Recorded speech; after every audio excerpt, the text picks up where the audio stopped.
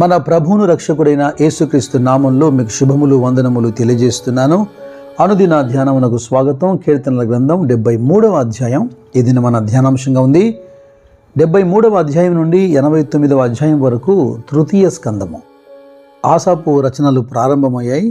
దేవుణ్ణి ఆరాధించేదానికి గాయకుడిగా అఫీషియల్గా రాజైన దావీదు ద్వారా నియమించబడినటువంటి ఆసాపు కేవలం ఆరాధికుడు మాత్రమే కాదు, వర్షిప్ లీడర్ మాత్రమే కాదు, ఇతడు ఒక ప్రవక్త అని కూడా మనం చెప్పగలం. అయితే ఈ అధ్యాయంలో నీతిమంతుల కన్నా, యెహోవా యందు భయభక్తులు గల వారి కన్నా భక్తిహీనులే క్షేమంగా ఉన్నారు అన్నట్టుగా మొదలుపెట్టినటువంటి కీర్తనలో ముగింపు అయితే భక్తిహీనులకు కలిగినటువంటి దుస్థితి, దేవుని యందు నమ్మిక ఉంచిన వారికి కలుగుతున్నటువంటి ఆశీర్వాదం మనకు అర్థమవుతుంది. ఇక్కడ భక్తిహీనులతో తన జీవితాన్ని పోల్చుకుంటూ రచించినట్టుగా ఉంది. వాస్తవానికి నీతిమంతులకు భక్తిహీనులకు పోలికే లేదు. మీకు ప్రభువైన యేసు చెప్పినటువంటి గోధుమలు గురుగులకు సంబంధించినటువంటి ఉపమానం జ్ఞాపకం ఉందా? ఎందుకనగా గోధుమల కంటే కూడా గురుగులు ఏపుగా పెరగవచ్చు, కానీ కోతకాలమున గోధుమల కంటే ముందుగా గురుగులు కూర్చోబడి అవి అగ్ని చేత కాల్చబడతాయి. గోధుమలు మాత్రమే తండ్రి ఇంటికి చేరుతాయి.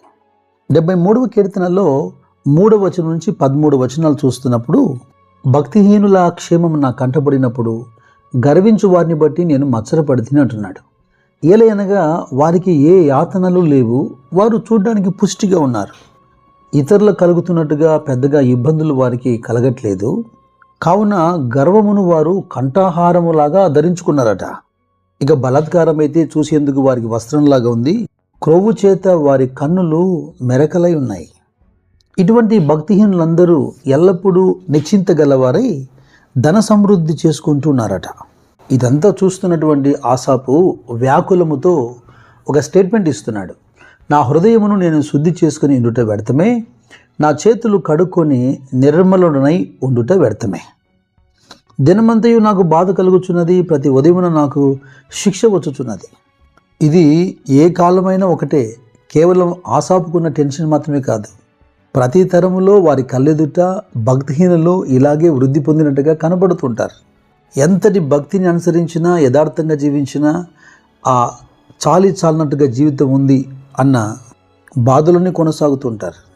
అయినా ఆయన గురించి ప్రార్థన చేయడం ద్వారా మీకేం లాభం కలుగుతుంది అన్న కామెంట్స్ మనకు వినబడుతూనే ఉంటాయి.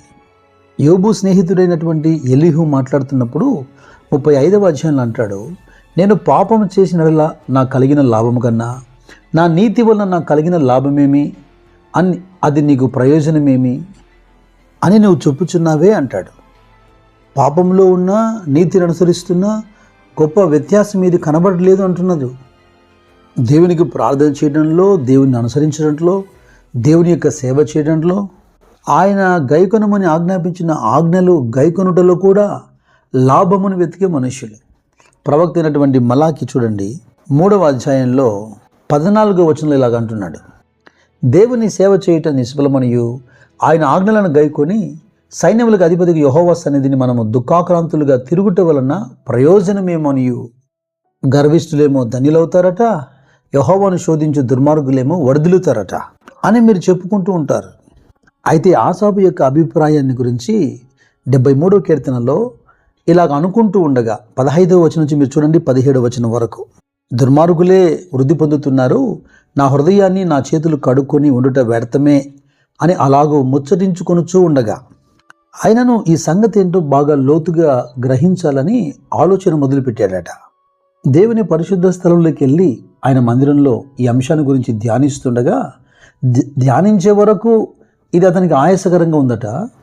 అయితే ధ్యానించడం మొదలుపెట్టగా, భక్తిహీనులను నిశ్చయముగా కాళ్ళు జారు చోటనే నువ్వు ఉంచి ఉన్నావు, వారు నశించినట్లు వారిని పడవేయుచున్నావు. క్షణమాత్రములోనే వారు పాడైపోదురు, మహాభయం చేత వారు కడమట నశించుదురు. ఇలా ధ్యానిస్తుండగా అతడు గ్రహించినటువంటి సత్యాన్ని బట్టి అతను లోతైన పశ్చాత్తాపం మొదలైంది. అయ్యో, నా హృదయం మత్సరపడెను, నా అంతరంద్రియములలో నేను వ్యాకుల పడితిని, నేను తెలివిలేని పశుప్రాయుడినైతిని, నీ సన్నిధిని మృగము వంటి వాడినైతిని. సంగతిని లోతుగా వివేచించక మునుపు ఆసాపులాగా మనం కూడా ఇలాగే దిగులు చెందుతూ ఉంటాం, లేదా వ్యాకుల పడుతూ ఉంటాం. కాస్త దేవుని సన్నిధిలో కూర్చొని ధ్యానించడం ప్రారంభించాలి. ఇదిగో ఆయన తానే మనకు ఆలోచన చెప్పి నడిపించేవాడుగా ఉన్నాడు. ఇప్పుడైతే ధ్యానించిన తర్వాత ఆసాపు అంటున్నాడు, ఆకాశమందు నీవు తప్ప నాకెవరున్నారు? నీవు నాకుండగా లోకములోనిది ఏదియూ నాకు అక్కర్లేదు. నువ్వు నా కుడి చేయి పట్టుకొని ఉన్నావు. నీ ఆలోచన చేత నీవు నన్ను నడిపించదవు. నీతిమంతులకు భక్తిహీనులకు నీ ఆలోచన ప్రకారం పోలిక కాదు, కానీ సామెతల గ్రంథంలో మీరు చదివితే ఇక వీలు కానన్ని ఆ ఉదాహరణలు ఉదహరించబడుతున్నాయి. నీతిమంతులు ఆశించినది వానికి దొరుకునని, సుడిగాలి వీచగా భక్తిహీనుడు లేకపోవునని. నీతిమంతుల ఆశ సంతోషం పుట్టించునని, భక్తిహీనుల ఆశ భంగమైపోవునని. ఇక నీతిమంతుడైతే ఎన్నడూ కదిలింపబడడు, కానీ భక్తిహీనుడు దేశంలో నివసింపడు. యథార్థవంతుల నీతి వారి మార్గమును సరళం చేస్తుందట, భక్తిహీనుడు తన భక్తిహీనత చేతనే పడిపోతాడట. మరి యథార్థవంతుల నీతిమంతుల దీవెన పట్టణమునకే కీర్తి కలగజేస్తుందట. మరి భక్తిహీనుల మాటలేమో వారిని బోర్లా పడదోస్తాయట. ఏదేమైనా ప్రారంభంలో కానివ్వండి, మార్గమధ్యంలో కానివ్వండి, భక్తిహీనుడు కాస్త పుష్టిగా ఉన్నట్టు అనిపించినా ముగింపు వరకు మీరు వేచి ఉండండి. నీతిమంతుని యొక్క ప్రారంభము కాస్త చిన్నగా అనిపించిన, మార్గమంతట్లో కాస్త ప్రయాస ఆయాస కలిగిన గొప్ప ఆశీర్వాదకరమైన ముగింపు ఉంటుంది. ఆసాపులాగా సరైనటువంటి పేరు, ఘనత, ప్రతిఫలం కనబడకపోయినప్పుడు ఆ డిప్రెషన్కి వెళ్ళిపోయే జనాంగం ప్రతి తరంలో కూడా ఉంటారు.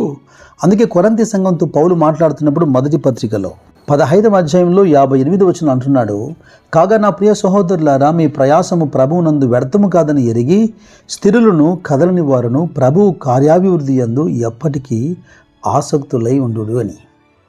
యెషయా గ్రంథం 58వ అధ్యాయం 11వ వచనంలో ఆయన వాగ్దానం ఇచ్చినట్టుగా యెహోవా నిత్యము మిమ్మును నడిపించునుగాక.